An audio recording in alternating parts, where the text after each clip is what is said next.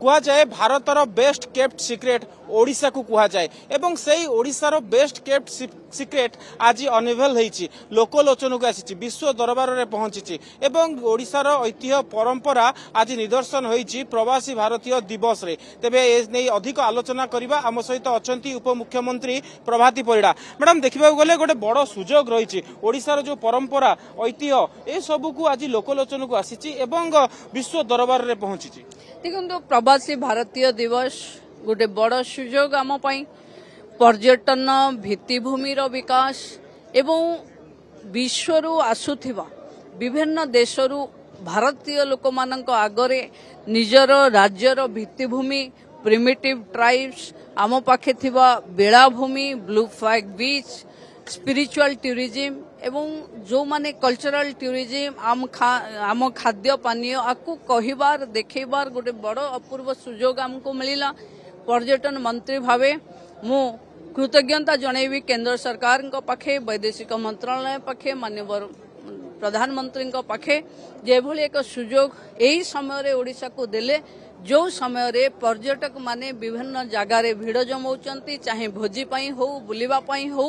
तेणु मु भाबुची eco retreat रे जेंती ओडिशा टूरिज्म गोटे भल ना करिछि, सेमती आगकू आमे आम ऑलिव रिडेल, आम देवरीगढ़, हीराकुद, सातकोशिया सहित काम करिवार सुजोग मिलिबो एवं पर्यटन रो भित्तिभूमि विकास पाई जेमती कनेक्टिविटी ऊपर आज आलोचक माने प्राधान्य देले, राज्य सरकार ता ऊपर ध्यान दे काम करिवो। तेबे देखिबा गले आज प्रवासी माने आछंती, प्राय 60 रु 70 देशरु प्रवासी माने आछंती। से माने 21 रु अधिक पर्यटन स्थली ओडिसा रे रहिछि, ऐतिह्य स्थली रहिछि, सेटार विभिन्न प्रकार कार्यक्रम होउछि, सेटारे सेटाकू जाउछंती एवं सेटारे जहा कि रहिछि ऐतिह्य स्थली देखुछंती। तो निश्चित रूपे आमे कहि परिबा एहा द्वारा पर्यटन स्थलीर विकास हेबो। आगामी दिन रे ओडिसा सरकार एथि पई ध्यान देबे एवं जहा कि पूर्व सरकार समय रे होई पार नथिला ताहा एबे करा जिवो। देखंतु जी जी सरकार रे आगरु थिले ओडिशार पर्यटन भित्तिभूमिर विकास उपरे नजर ही दे नाहंती बोली आज जाए ये सिक्रेट बेस्ट केप्ट सिक्रेट है अछि।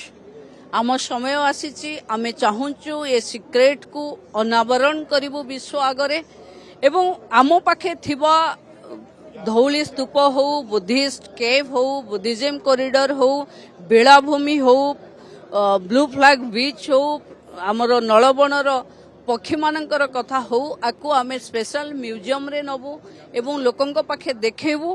तेणु मु भाबुची आम पाखे गोटे सुजोग आसीबो जोथिरे युवकंकु रोजगार मिलिबो।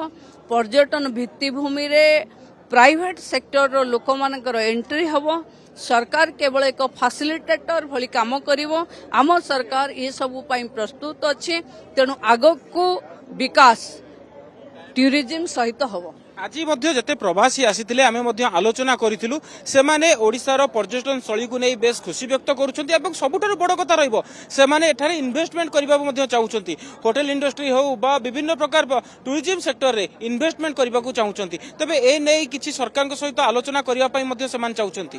देखंतु आरो प्रथम चर्चा आमे जेतबेले वर्ल्ड टूरिज्म मार्ट रे जाइथिलु, लंडन जाइथिलु, सेतबेले आर प्रथम कथा आमे कहिकिरी आसीथिलु जे बहुत हेगला निज देश बाहर रहिबा, निज एबे समय आसीची निज देश रे थिबा देश को फेरिबा, देशर विकास करिबा एवं देखो अपना देश केंद्र रे कैंपेन रे एनआरआई माने भी से शामिल हेथिले। आज अनेक लोक डेस्टिनेशन मैरिज होटल ऊपर इन्वेस्ट करबा को चाहुचंती और tourism department is ready to provide land, आमर सब्सिडी और प्राइवेट प्लेयर्स फ्रेंडली आमे निश्चिंत भावे होबो।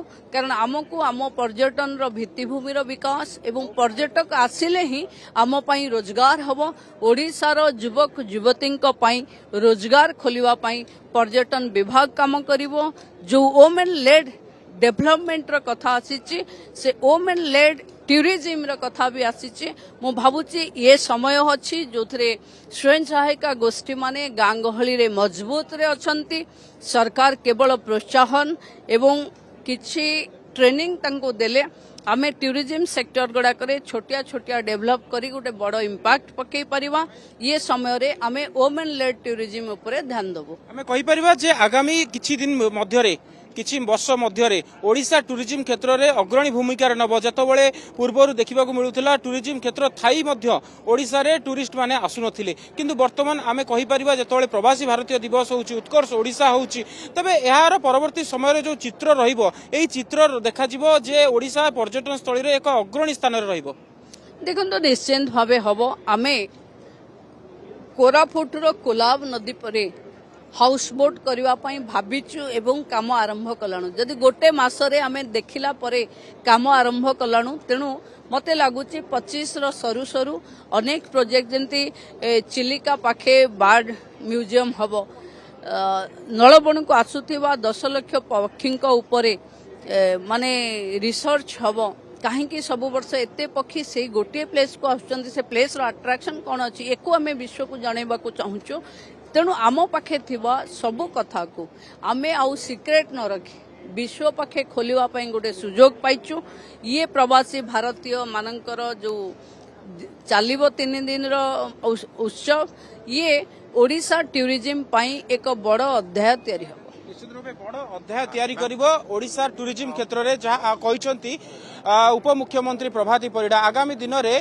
टूरिज्म रे उन्नति करा जिवो जहा कि पूर्व सरकार समय रे होई नथिला ताहा 25 शेष सुद्धा हेबो बोली कहिसंती प्रभाती परिडा।